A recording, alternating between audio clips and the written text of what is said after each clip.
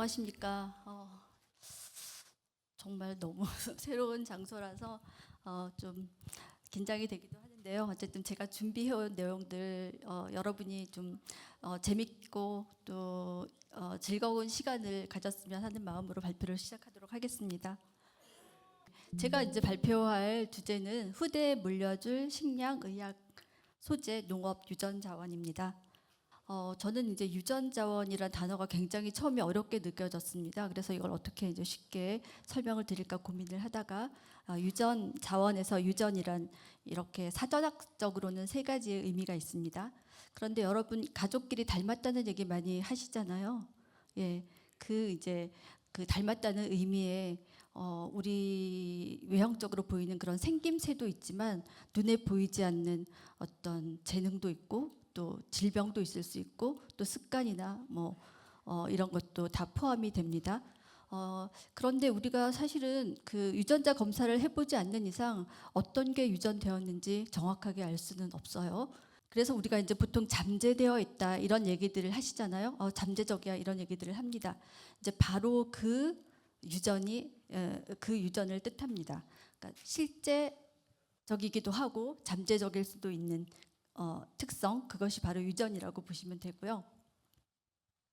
네, 그래서 이제 유전이라는 단어에 농업과 자원이라는 단어가 결합을 해서 농업에 실제적이거나 잠재적인 가치가 있는 이러한 범주의 생물체의 실물과 또 실물과 관련된 정보까지도 유전 자원의 범주에 포함이 됩니다.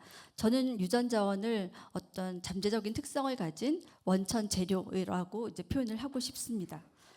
그리고 제가 앞으로 이제 말씀드릴 내용은 주로 식물 분야에 대해서 언급을 하도록 하겠습니다. 그러면 유전 자원의 이해를 돕기 위해서 어떻게 활용되고 왜 중요한가에 대해서 사례를 들어가면서 설명을 한번 해보도록 하겠습니다. 여러분 그 통일벼라고 혹시 들어보셨어요? 들어보셨죠? 예, 역시 서일고등학교 학생들입니다. IR8이라고 하는 키가 작고 또 병충해에 강하고 수량성이 높은 그런 인디카형 벼와 우리나라 사람들이 즐겨 먹는 자포니카형 벼를 교배를 해서 통일벼를 육종을 했는데 이 통일벼 다수학 품종인 통일벼를 육종하면서 우리나라 최초로 쌀 자급자족을 달성하는 그런 혁명을 일으킨 사례가 되고요. 또 2005년 이전에는 일본 딸기 품종이 우리나라의 점유율이 86%로 매우 높아서 많은 이제 로열티를 우리가 지불을 했어야 했는데 충청남도 농업기술원에서 딸기 품종 서량을 육종하면서 국산의 딸기 품종 점유율을 96%로 역전시킨 사례가 있고요. 이렇게 이제 세계적으로 유명해진 딸기가 K 딸기로 유명해지면서 우리나라에서 수출까지 하는 그런 이제 딸기가 이제 효자 품목이 되었습니다. 해외 사례로는요, 미국의 노먼 볼로그 박사라고 하는 그 분이 키 작은 밀을 이용해서 키가 작아서 잘 쓰러지지 않는 품종인 소노라 64를 육종을 하면서 10억 명의 인구를 기아에서 해방시키고 농학자로서는 최초로 노벨 평화상을 받은 그런 사례가 있고요. 여러분 혹시 대마를 어떻게 알고 계실까요? 네, 마약으로 알고 있죠. 그런데 최근에 대마에서 칸나비디올이라고 하는 환각성이 없는 성분이 이렇게 소아내전증이라든가 아니면 파킨슨병 같은 다양한 질병에 효과가 있는 것으로 알려지면서 또 새롭게 의료용으로 떠오르고 있습니다. 다음은 이제 유전자원을 다양성 측면에서 중요성을 설명드리려고 하는데요. 1845년에 있었던 아일랜드 대기근 혹시 들어보셨을까요? 아, 그렇습니까? 네. 그 아일랜드 대기근이 바로 감자 역병으로 인해서 생긴 건데 이 감자 역병으로 인해서 아일랜드 100만 병이 아사를 했다고 하고요. 그 원인은 그 감자 역병에 약한 그 두 가지 품종만 재배가 되고 있었기 때문이라고 합니다. 그래서 우리가 유전적 다양성을 강조할 때 단골 품목으로 단골로 등장하는 이 사건이고요. 그리고 이제 바나나가 앞으로는 못 먹을 수도 있다 이런 기사 혹시 보셨어요? 아, 예, 예. 예, 그러니까 이제 바나나 파나마병이라고 하는 병 때문인데요. 기후 변화로 인해서 이 병이 촉진이 되었지만 이 역시도 전 세계에서 재배하고 있는 바나나의 50%가 같은 품종이기 때문에 이런 확산이 더 빠르게 되고 있다고 합니다. 아일랜드 감자 대기근도 그렇고 바나나 파나마병도 그렇고 다양성 부족이 이제 문제가 될 수 있다는 얘기입니다. 그리고 또 이제 최근에 많이 이제 키워드로 나오는 기후 변화, 탄소 중립 이런 이제 단어들로 인해서 앞으로 식량 위기가 올 수도 있는데요. 이렇게 식량이 위기에 처했을 때 우리가 먹는 영양소 중에서 가장 중요한 영양소가 뭘까요? 네, 탄수화물을 많이 먹지만 제일 필요하고 중요한 영양소는 단백질입니다. 그래서 단백질 원의 일부를 또 식물에서 찾으려고 노력하고 있고요. 그래서 대체 단백질 이런 얘기도 이제 많이 하고 있고 콩고기 이런 얘기도 들어보셨을 거예요. 네, 요거는 넘어가도록 하겠습니다. 그렇다면 이렇게 중요한 유전 자원을 가장 먼저 알아채신 사람은 누구일까요? 아마 처음 들어보시는 이름일 텐데요. 러시아의 유전 육종 학자인 바빌로프 박사님이십니다. 이 바빌로프 박사님은 전 세계를 다니시면서 유전 자원을 수집하였고 세계 8대 작물의 기원지를 이렇게 이제 세계를 다니시면서 세계 8대 기원지를 밝혀내시면서 유전학의 어떤 유전 자원의 역사에 큰 획을 남기신 그런 분이고요. 1926년에는 세계 최초로 러시아의 종자은행을 설립하기도 하셨습니다. 그리고 바빌로프 박사는 이제 우리나라도 1929년에 방문을 해서 자원을 수집하 가셨습니다. 그러면 다른 나라들은 유전 자원 어떻게 이제 수집하고 보존하고 있는지 살펴보겠는데요. 미국은 18세기부터 유전 자원을 수집하기 시작해서 현재 62만 자원이나 가지고 있는 세계 1위 유전 자원 보유국이고요. 그다음에 미국과 인도, 중국, 러시아, 한국이 뒤따르고 있습니다. 한국은 5위로 약 28만 자원을 보존을 하고 있습니다. 그럼 여기서 제가 퀴즈 하나 낼까 하는데요. 퀴즈 내도 됩니까? 예. 그러면 이제 그 앞서 이제 얘기한 내용 중에도 이제 여러분이 아실 수 있는 그런 내용인데요. 이제 품종 개량과 같은 어떤 농업 분야 기술 혁신으로 획기적인 식량 생산을 이끌어낸 그런 현상을 뭐라고 할까요? 아시는 분 손들어 주십시오. 획기적인 아까 통일벼도 나왔고 그 소노라 64라는 그 품종도 나왔는데 어떤 그 획기적으로 수량을 높여서 어떤 기아에서 구한 네네 저기 안경 쓰신 학생 네? 정말 기발한 아이디어인데 답은 아닙니다. 너무 어려운가요?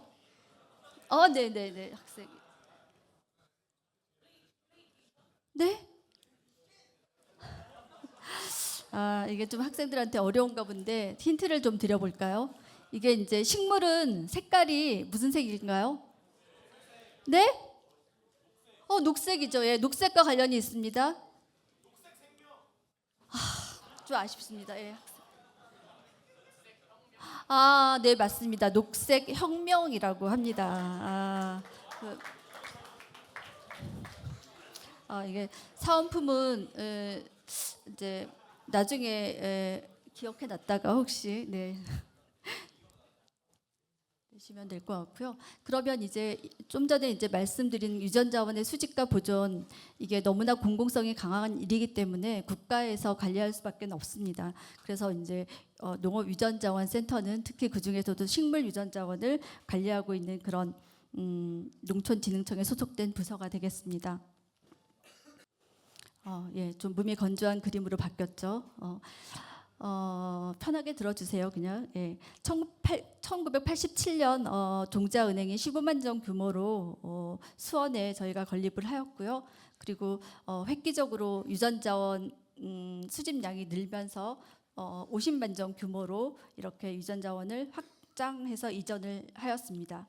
그리고 2014년도에는 저희가 공공기관 이전을 통해서 전주에 수원과 동일한 규모와 규격의 저장 시설을 짓고 이전을 하게 되었습니다. 앞서도 이제 주로 말씀을 드렸는데요. 유전 자원에서 가장 중요한 것은 어쨌든 유전 자원을 수집하고 또 그 자원들을 증식하고 특성 평가하고 보존하면서 분양하는 일, 이 이제 업무가 가장 중요하고요. 또 이 일련의 과정들을 정보화하는 것이 또 최근에는 중요한 업무입니다. 그리고 여기 이제 근무하는 분들은 연구직 27명을 포함해서 약 163명 정도가 근무를 하고 있습니다. 저장 시설은 유전 자원을 안전하게 보존하기 위해서 가장 핵심이 되는 부분 중 하나인데요. 생물 다양성 연구소가 정한 국제 기준에 따라서 4도시로 운영하는 중기 보존과 영하 18도시로 운영하는 장기 보존 두 가지 조건의 저장 시설을 운영을 하고 있고요. 각각 30년과 100년까지도 저장이 가능합니다. 앞서도 잠깐 말씀을 드렸는데요. 유전 자원은 28만 점이 보존이 되어 있고요. 식물 유전 자원은 번식하는 방법에 따라서 크게 종자와 영양체로 구분을 합니다. 종자는 앞서 말씀드린 저장 시설에서 보존이 가능하고요. 영양체 같은 경우에는 영양 조직, 뿌리, 줄기, 잎과 같은 영양 조직으로 번식을 하기 때문에 저장 시설에서 보존할 수는 없고 이렇게 노지에서 영양체 상태로 보존을 하고 있습니다. 그래서 이제 유전 자원의 국가 관리 과정이 복잡하게 이렇게 그림으로 나와 있는데요. 제가 간단하게 말씀을 드리면 일단 유전 자원 확보를 국내와 국외에서 하게 됩니다. 국외에서 수집된 자원 같은 경우에는 반드시 검역 과정을 거쳐야 하고요. 이렇게 확보된 자원들은 임시로 등록을 합니다. 그래서 임시로 등록을 한 다음에 충분한 종자량을 확보하기 위해서 증식을 하고요. 또 이 자원들의 품질 검정을 거쳐서 등록 심의회를 거치면서 일련의 어떤 검증을 거쳐서 국가 등록을 실시합니다. 이렇게 국가 등록된 자원들은 중장기에 보존이 되면서 지속적으로 모니터링을 통해서 영구 안전 보존하게 되고요. 그다음에 또 보존된 자원들은 분양을 통해서 활용이 되게 됩니다. 일찍이 그 유전 자원의 중요성을 깨달은 일본에서는 일본은 일제 강점기에 또 미국은 6.25 사변 때 우리나라 자원들을 수탈을 해갔습니다. 문화재만 수탈해 간 걸로 알고 계실 텐데 유전 자원도 수탈을 했고요. 이 자원들 2008년부터 반환받는 작업들을 우리가 하고 있습니다. 또 유전 자원을 이용하려면 어떤 특성을 가지고 있는지 알아야 되겠죠. 그래서 이렇게 다양한 형태적 특성, 또 어떤 성분을 가지고 있는지, 병에는 저항성이 있는지, 유전형 분석을 통해서 유전적 관련성은 있는지 등을 저희가 평가를 하게 됩니다. 이제 정보화 부분인데요. 정보화는 저희가 이제 하고 있는 모든 일련의 과정과 결과에 대해서 정보화를 하게 됩니다. 내부 이용자를 위해서 저희가 이제 유전자원 관리 프로그램을 운영을 하고 있고 여기에 이제 DB 구축된 결과들은 실시간으로 씨앗은행이라는 홈페이지에 연동이 되면서 이용자들이 자원을 검색하고 분양 받을 수 있도록 운영을 하고 있습니다. 분양 활용 사례는 앞서 많이 사례를 들었기 때문에 넘어가도록 하겠습니다. 유전 자원은 50억 년 지구 역사의 산물로 한 번 소실되면은 복구할 수가 없기 때문에 이렇게 이제 국내외에서 안전하게 보존하기 위해서 모두가 합심해서 노력을 하고 있고요. 돈을 주고도 살 수 없는 우리 유전 자원들을 영구 보존해서 우리 후손들도 이용할 수 있도록 노력하는 일 우리 유전 자원 센터에서 하고 있는 일입니다. 네, 이상으로 발표를 마치겠습니다. 감사합니다.